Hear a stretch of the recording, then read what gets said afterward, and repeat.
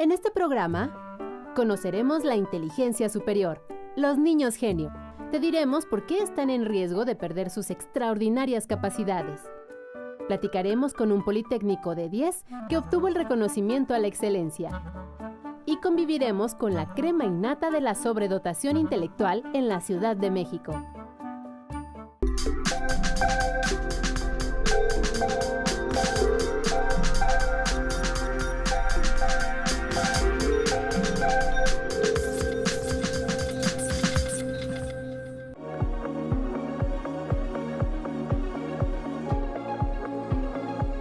Bienvenidos a Factor Ciencia, yo soy Alejandro García Moreno y en esta ocasión me encuentro en el Centro de Estudios Científicos y Tecnológicos número 2, Miguel Bernard, al poniente de la Ciudad de México.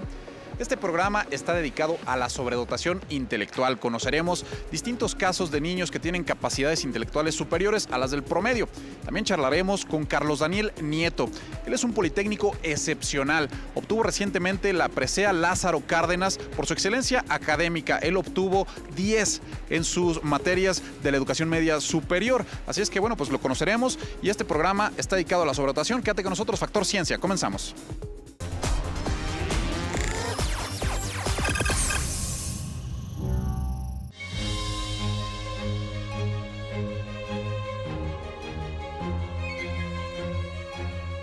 De acuerdo con la Organización Mundial de la Salud, una persona con sobredotación intelectual es aquella que posee un coeficiente intelectual superior a 130 puntos. Se estima que en nuestro país, 3% de los niños se encuentran dentro de esta condición. ¿Qué tienen en común Albert Einstein, Sharon Stone, Stephen Hawking y Bill Gates? Son mentes brillantes. Su coeficiente intelectual es mayor a 130 puntos. Los sobredotados no son plenamente inteligentes en todo. Algunos son más talentosos en ciencias exactas, otros prefieren las humanidades, unos más son extraordinarios artistas o se desarrollan con gran habilidad en el deporte. Tener un coeficiente intelectual alto es una herencia genética. Su cerebro consume mucho más oxígeno y el número de células en la corteza cerebral rebasa la media. Se nace con inteligencia privilegiada, pero si el cerebro no se entrena, la genialidad se pierde. De niños, los superdotados aprenden de manera acelerada. Son hiperactivos, les encanta armar cosas, son sensibles y prefieren conversar con adultos. Se conoce muy poco de los niños genio, por lo que es frecuente que su comportamiento se confunda con Asperger o trastorno de déficit de atención e hiperactividad.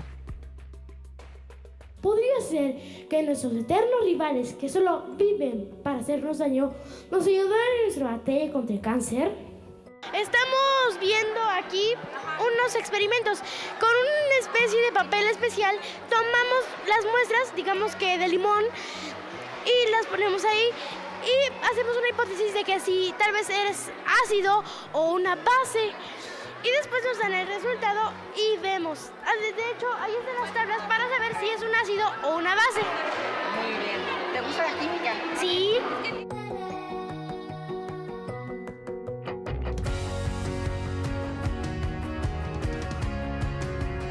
Recientemente se llevó a cabo en la Ciudad de México el tercer Congreso Internacional de Sobredotación Intelectual, organizado por el Centro de Atención al Talento, el Tecnológico de Monterrey, la Agencia Espacial Mexicana y la Universidad Interamericana de Puerto Rico, entre otras instituciones. Factor Ciencia estuvo presente. Mi compañera Lucía Vázquez estuvo ahí. Para Factor Ciencia es un placer estar con el doctor José Antonio Rodríguez de la Universidad Interamericana de Puerto Rico.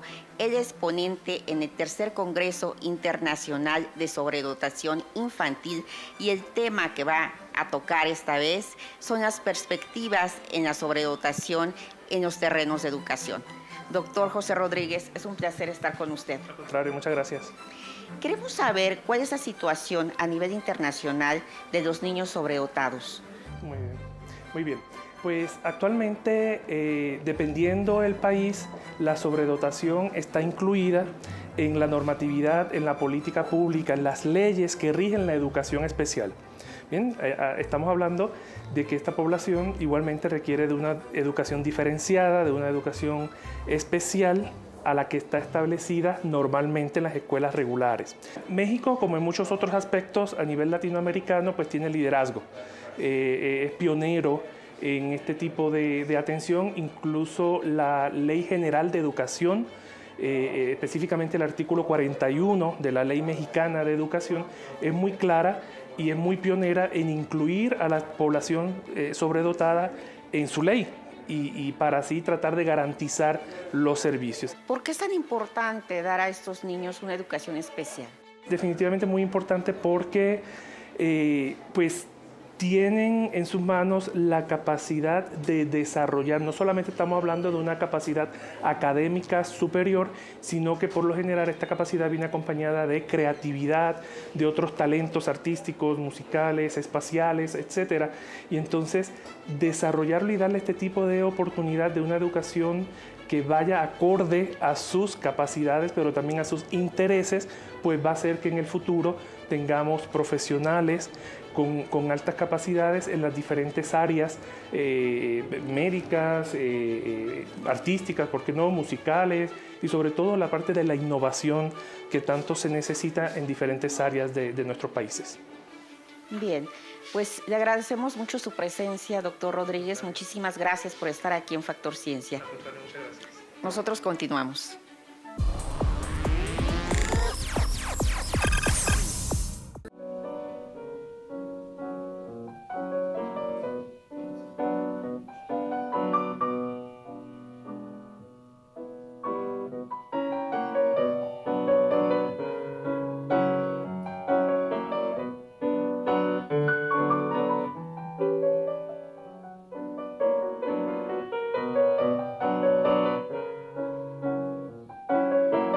Continuamos en Factor Ciencia y ahora me encuentro con la maestra Dafne Almazán.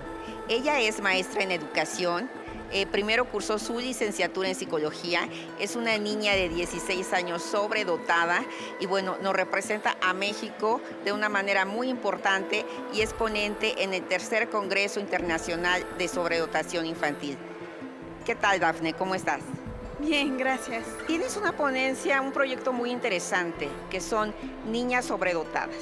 Mi ponencia es sobre un proyecto que empecé el año pasado, que es un proyecto de género para lograr que haya más niñas diagnosticadas como sobredotadas, porque el año pasado, cuando se empezó la campaña, fue porque se vio que no había un 50 y un 50 entre mujeres y hombres sobredotados. Entonces queríamos ver cuáles eran las razones, y una de las razones, las principales, es los estereotipos que tenemos en nuestro país, que se tiene de que las mujeres, por ejemplo, no pueden estudiar, no es común que estudien matemáticas, ciencias exactas, y también los estereotipos de que cuando están en los salones de clase tienen que estar quietas, no pueden hablar, no pueden expresarse, están aburridas.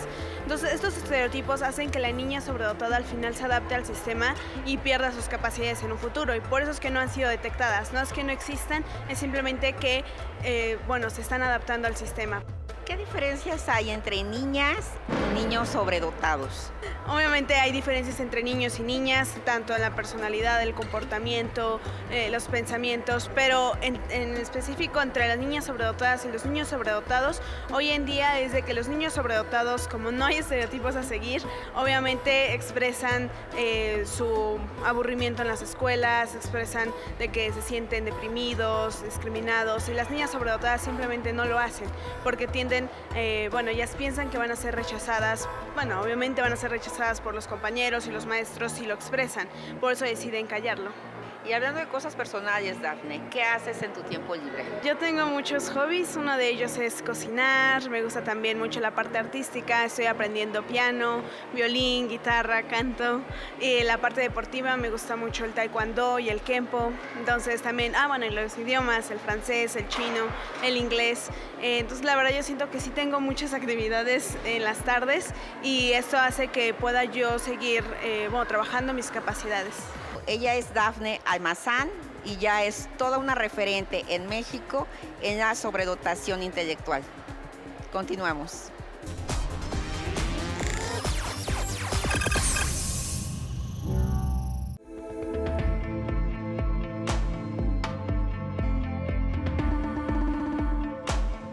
Ahora nos encontramos en la biblioteca del CECIT 2 y bueno, es un orgullo para nosotros aquí en Factor Ciencia estar platicando con Carlos Daniel Nieto. Él recientemente recibió la presea Lázaro Cárdenas, ni más ni menos por, bueno, pues tener un promedio de 10 al egresar de la educación media superior aquí en el Politécnico Nacional. Carlos, te agradezco muchísimo el tiempo. No, gracias a ustedes por la oportunidad. Platícanos, para empezar a conocerte, ¿cómo fue que se dan cuenta en tu familia pues, que tú tenías esta capacidad intelectual superior? Pues mis papás, de hecho, en un principio pensaban que yo era normal. Fui su primer hijo, soy hijo único, no tengo hermanos. Entonces no tenían algo más como una referencia para poder comparar o decir que yo era distinto. Algo que desde siempre marcó y que fue diferente fue que yo pregunté. Desde los 8 meses que aprendí a hablar perfectamente, preguntaba absolutamente todo por mi deseo de aprender. Eso fue algo que desde siempre marcó una diferencia. Hoy tiene 15 años Carlos Daniel y bueno, ya egresó de la educación media superior aquí en el Politécnico. Hemos platicado también con otros niños con sobredotación y nos dicen que encuentran complicaciones. ¿Cuáles eran las tuyas? Bueno, en mi caso era bastante difícil porque al entrar a kinder prácticamente todo lo que veíamos yo ya lo sabía. Yo aprendí a sumar, a restar, a leer y a escribir a los 4 años, de forma autodidacta. Oye, los intereses, los temas de interés diferentes entre tus compañeros y tú. Sí, muchísimo. A la mayoría de mis compañeros lo que más les interesaba las caricaturas y jugar. Yo disfrutaba más de hablar de política, de preguntar sobre la ciencia, preguntar sobre matemáticas, otros intereses completamente. Estamos charlando de la primera parte de tu vida, justamente.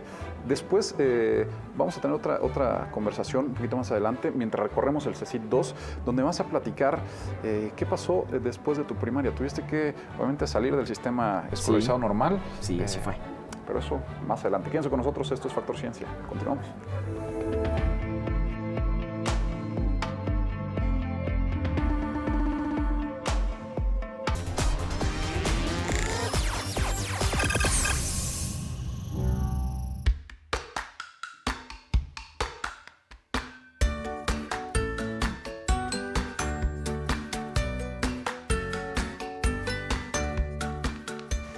La Agencia Espacial Mexicana trabaja muy de cerca con los niños con sobredotación intelectual, acercándoles programas de ciencia y tecnología aeroespacial. Tuvimos una entrevista con el doctor Javier Mendieta, director de este organismo, y esto fue lo que nos dijo. Y nuestra participación es traer una de las temas de estudio, de investigación, de desarrollo de industria mexicana, que es el espacio, porque el tema espacial es muy transversal, absolutamente transversal a todas las disciplinas de la humanidad e impacta pues, en muchas de las actividades de la vida humana a través de pues, los grandes ejemplos de éxito de los cohetes, de los vuelos tripulados, de la exploración de Luna, de Marte, de otros planetas del sistema solar, los telescopios que están en órbita, pero también todos los satélites que están orbitando la Tierra, que están orientados hacia la Tierra para comunicaciones, por ejemplo, para llevarles su internet, su transmisión de datos, transmisiones de video, y también los satélites que están monitoreando el planeta. Esto quiere decir tomando imágenes de día, de noche, en condiciones normales, ver los efectos del cambio climático. Hacemos eventos con museos, con escuelas, con agrupaciones de astrónomos amateurs, radioaficionados en las 32 entidades federativas. El año pasado participaron en estos eventos más de 120,000 mexicanos y mexicanas en las 32 entidades federativas, apoyados naturalmente con la presencia de los gobiernos de los estados, las delegaciones federales, sobre todo las del Consejo Nacional de Ciencia y Tecnología, y por supuesto las de nuestra cabeza de sector, que es las comunicaciones y transportes. No nos estamos enfocando únicamente en los niños superdotados, sino nos estamos enfocando desde la inspiración de todos los niños y niñas de México, pues dejarse inspirar por las fantásticas potencialidades y realidades del espacio, que ya para México no es el futuro, sino que ya es el presente en la investigación, en la ciencia, en la innovación y en el empleo para mexicanos y mexicanas.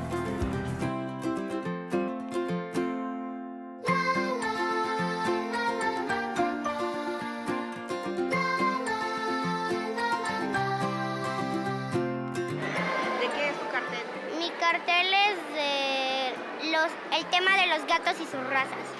¿Sí? ¿Tienes gatos? No, bueno, solo en una casa que está muy lejos de la mía. ¿Qué tienen de especial los gatos?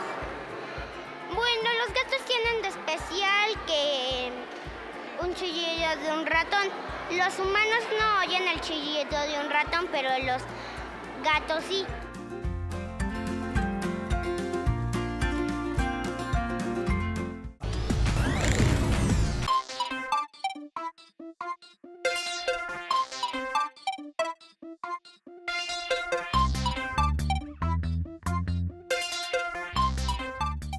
Bueno, este congreso hice ponencia oral y aparte voy a tener cartel y mi tema es encefalocele.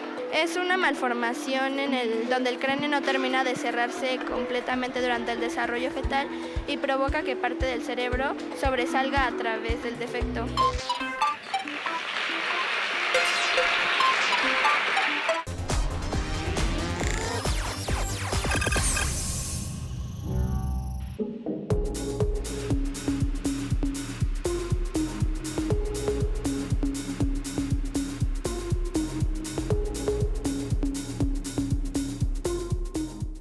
Continuamos nuestra charla con Carlos Daniel. Ahora nos encontramos en la explanada principal del CECIT 2, justo a nuestra espalda el busto de Miguel Bernard. Y bueno, pues ahora vamos a hablar de tu vida en la primaria. Platícanos, ¿cuántos grados cursaste en el nivel escolarizado tradicional? En el nivel escolarizado tradicional solamente cursé primero de primaria. Primero de primaria. Para segundo de primaria mi papá me retiró del sistema escolarizado y solamente iba a presentar exámenes. Después fue que solamente me retiraron y cursé después la primaria abierta. Ok. ¿Y esto cómo era? Platícanos cómo era, por ejemplo, un día normal en casa aprendiendo. Mientras todos iban a la escuela y tenían su horario de entrada, su recreo y su salida, ¿cómo era un día de clases para ti? Bueno, para mí cuando ya estaba cursando la primaria abierta, era despertar, desayunar, estar con mi mamá, pasar mi tiempo con Dios, algo súper importante para mí. Claro. Y después era estudiar. Estudiaba mis libros, las guías que me daban, entre 6 y 10 horas, más o menos. Parando para comer, disfrutar, salir a jugar con algún amigo y después regresar y dormir. La secundaria fue igual, abierta. Igualmente la cursé con un libro y luego presentando los exámenes. Finalmente llegas a la parte de la educación media superior, te vuelves un modelo a seguir para quienes pues, puedan estar viendo esto y a las personas que están cerca a ti pues también. Pues es todo un gusto, pero también una responsabilidad. Sí. Obviamente estar al frente de muchos indica que tengo que conservar un modo de excelencia, claro, una trayectoria excelente que inspire a otros. Por supuesto. Cuando tú tenías algún inconveniente, alguna duda, ¿no tenías a un profesor para preguntarle y resolverla? ¿Cómo era eso? Era con mi papá. En todo el tiempo que cursé primaria, secundaria y hasta preparatoria, mi papá fue quien representó mi maestro, mi asesor y quien me ayudaba.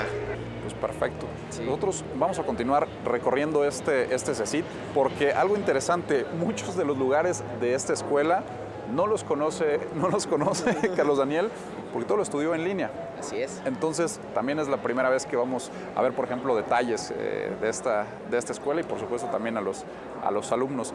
¿Te parece si vamos a Polivirtual? Claro, vamos. Listo, acompáñanos.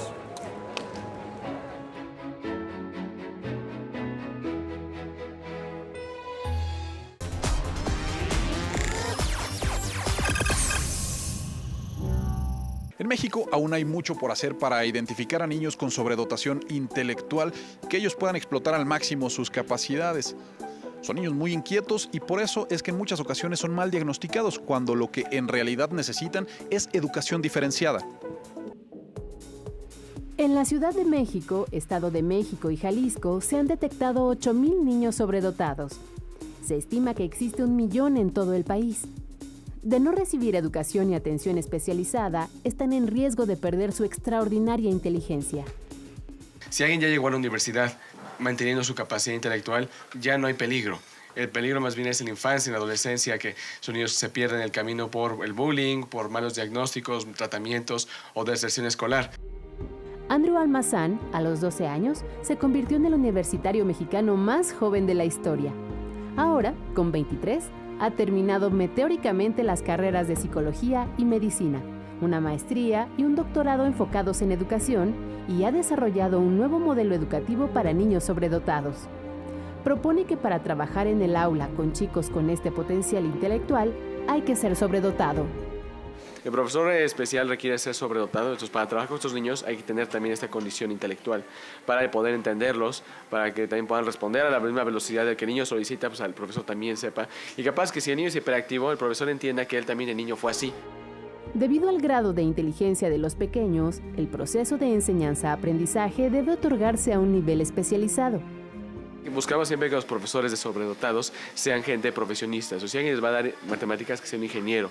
Si les va a dar historia, un historiador. O física, un físico. Y de esa manera, pues sí podemos darles un nivel de profesionalismo que en las escuelas tradicionales no se puede dar. Faltan colegios que estimulen adecuadamente a esta minoría notablemente inteligente. Los maestros regulares, en la mayoría de los casos, no tienen los conocimientos para detectar a este tipo de niños y jóvenes que frecuentemente no encajan en una escuela estándar.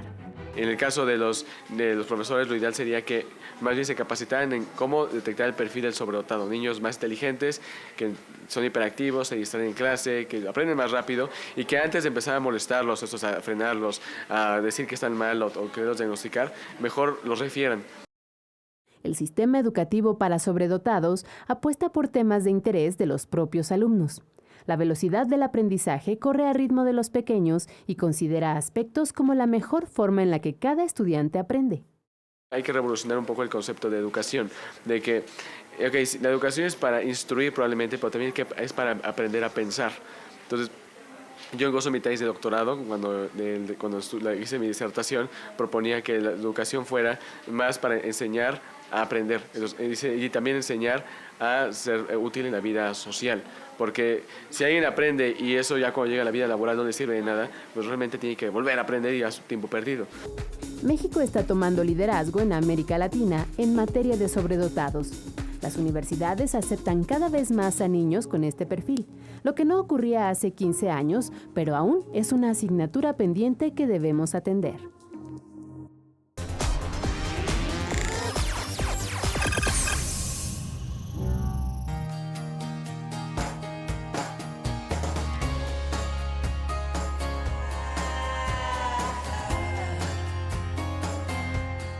Estamos en el área de laboratorios, están los laboratorios de idiomas, el área de autoestudio y hay un laboratorio interesante que es el de polivirtual. Y justamente ahí es a donde queremos llegar porque así es. Estudiaste tú desde tu casa en línea, probablemente con todo el respaldo del Instituto Politécnico Nacional. ¿Cómo fue esto? Así fue. Fue una experiencia nueva y la verdad que me llevó muchísimo a madurar. Fue algo muy especial cursar el bachillerato en el Politécnico. Oye, recibes la presea Lázaro Cárdenas. Así fue. Por tu bachillerato de 10. Así es. ¿Cómo es esta experiencia? Nárramela. Fue algo increíble, sorprendente, no tiene comparación para nada. No había vivido algo igual. Fue increíble tan solo ver al presidente cara a cara y poder estrechar su mano. Fue una experiencia increíble. Seguro que sí. Y además, bueno, pues algo que es trascendente es esta presea, que es el máximo galardón que se le puede otorgar a un politécnico. Y bueno, en tu caso, pues en la educación media superior. Muchísimas felicidades. Muchas gracias. Seguimos aquí en este recorrido. Antes de concluir y de cerrar con el futuro de Carlos Daniel, pues yo quiero que nos acompañen a conocer estas aulas por primera vez. ¿Qué te parece? Claro. Listo. Vámonos. Vamos.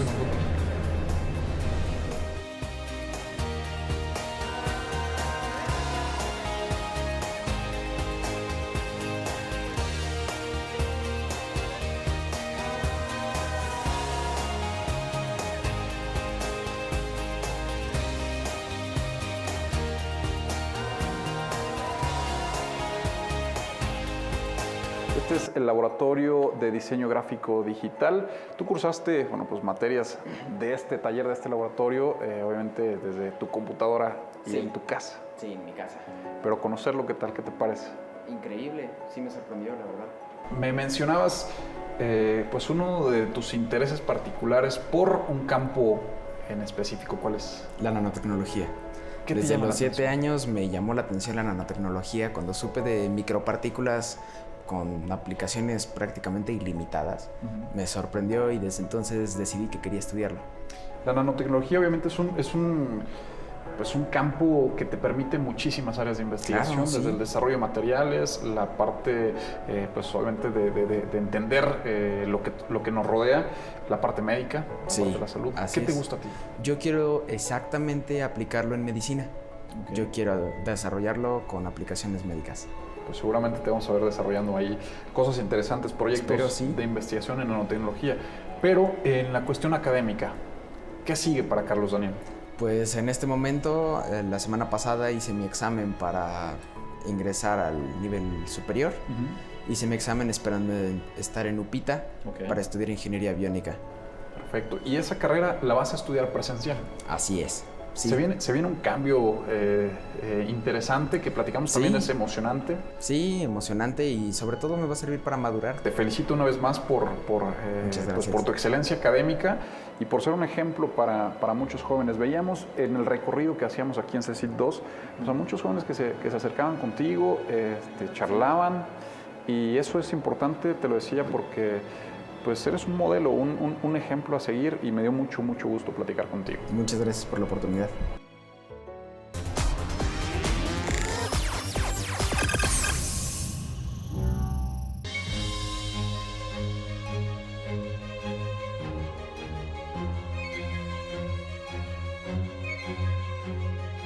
Espero que hayas disfrutado de este programa. Yo te recuerdo que puedes seguirnos en Twitter, Facebook, visitar nuestro portal o descargar cualquiera de nuestros programas a través de iTunes. Y no olvides que seguimos investigando lo que ocurre en el mundo de la ciencia y la tecnología para llevarlo hasta tu pantalla. Yo soy Alejandro García Moreno y esto fue Factor Ciencia. Te espero la próxima semana.